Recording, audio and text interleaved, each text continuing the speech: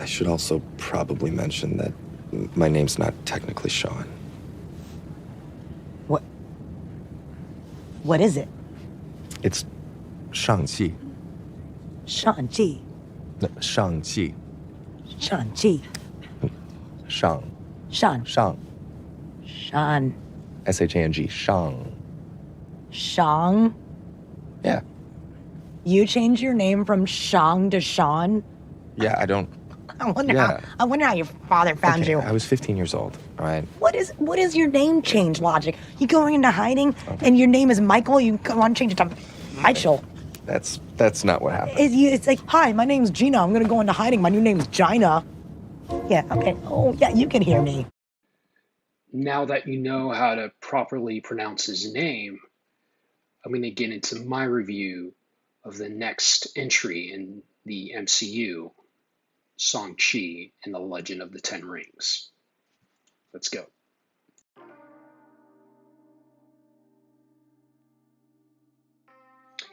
Shang-Chi and the Legend of the Ten Rings is a superhero film based on Marvel Comics, and it features the character Shang-Chi. This film is produced by Marvel Studios and distributed by Disney, and it's the 25th film in the Marvel Cinematic Universe.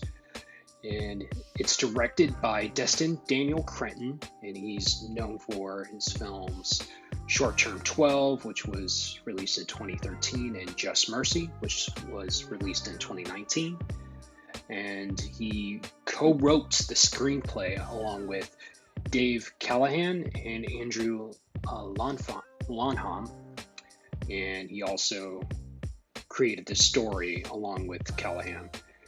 Kevin Feige once again produces the film along with Jonathan Schwartz, and this is Marvel's first film with an Asian lead.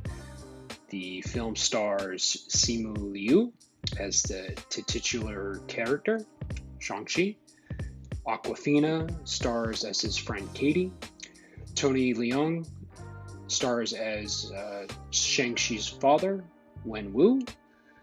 Menger Shang stars as his sister, Jia Ling.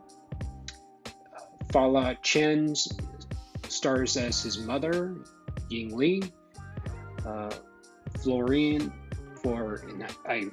apologize to the actor for mispronouncing these names, but Florian Montenu stars as Razor Fist. Benedict Wong reprises his role as Wong.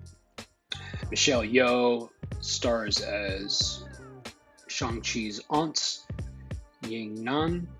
And Ben Kingsley returns as Trevor Slattery from Iron Man 3. So the story takes place after the events of Avengers Endgame. It's like a few months after Endgame, doesn't really specify. And it follows Shang-Chi, and he is the master of unarmed weaponry-based kung fu. And he's forced to confront his past after being drawn into his estranged father's Ten Rings organization. The film also goes into the backstory of his father, Wen Wu, and that character is pretty much an amalgamation of the comics character Fu Manchu and the Mandarin. And Marvel, they wanted to, essentially create a new character for his father because they felt that the Fu Manchu character from the comics, portrayed negative stereotypes for Asian people. Same with the Mandarin character, so it's pretty much an amalgamation of both those characters, and they kind of retcons the Mandarin character because he was previously portrayed in Iron Man 3 when Ben Kingsley's character plays like a fake Mandarin. So again, it goes into that backstory, and it also goes into the backstory of Wen Wu's 10 rings, which, they also changed from the comics. Instead of actual rings, they're like bracelets. and they give him extraordinary power, and they essentially grant him immortality.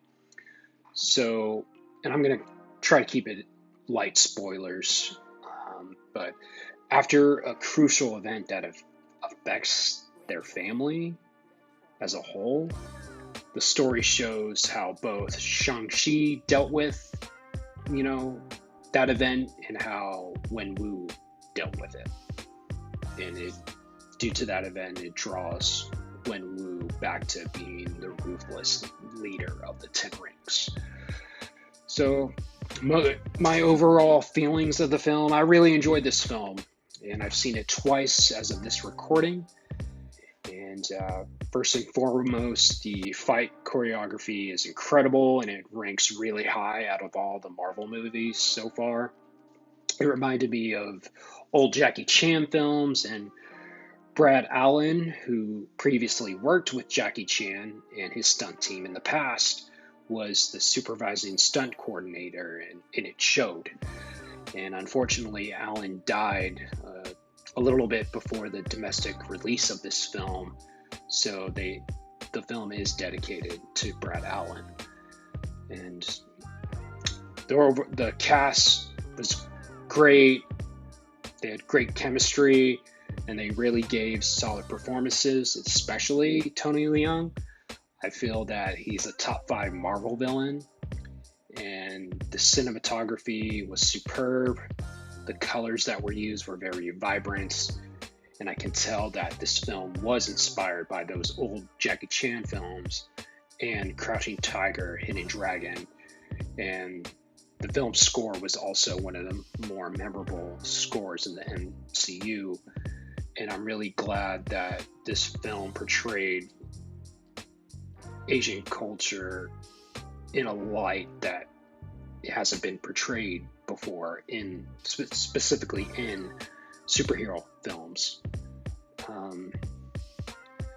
I did have some minor stuff that I didn't like about it. I felt that the second act dragged a little bit, and the climactic fights in the third act was pretty much a paint by numbers MCU battle. There's a lot of CGI, and there's a main threat that's introduced towards the end of the movie that's kind of like making Wenwu, I'm not, no spoilers, but that this threat like influences Wenwu's motivations and why he's doing the things he's doing. And I just felt that threat was kind of shoehorned in and it was just underdeveloped for me. But other than those issues, I really had a good time watching this in a theater. So Shang-Chi and the Legend of the Ten Rings is definitely one of the better origin films in the MCU, and for me personally, it's borderline top 10 in my personal ranking, and that could change as time goes on, but that's where I have it now. It was a little hyped up prior to me seeing it, because people got to see it early and they were calling it one of the best Marvel movies, and it's good, but it's not like top 5 for me. And as far as the mid and post credit scene, they got me intrigued to see where the overall greater story in the MCU is going to go, and where some of the characters that were introduced in this film, it made me intrigued to see where their stories go. So overall, I highly recommend you guys go see this film in a theater if you feel comfortable, of course. I know COVID cases are still a little high, so just if you feel comfortable and safe doing so, definitely go see it in a theater. And I just can't wait to see where the next story lies ahead for the Master of Kung Fu. And that was it. So thank you for watching this review. Let me know in the comments if you've seen the film, what your thoughts about it were, and let me know what your favorite Marvel movie is. And next review, I'm not sure what my next review is going to be. But it's probably going to be one of the bigger releases. So just be on the lookout for that. Hit the like button, comment again, let me know what you thought. And yeah, subscribe to the channel, and also hit the bell icon and hit all for notifications. That way you know when future videos come out on the channel. So again, thank you so much for watching. My name is Chris. I'm out. Peace.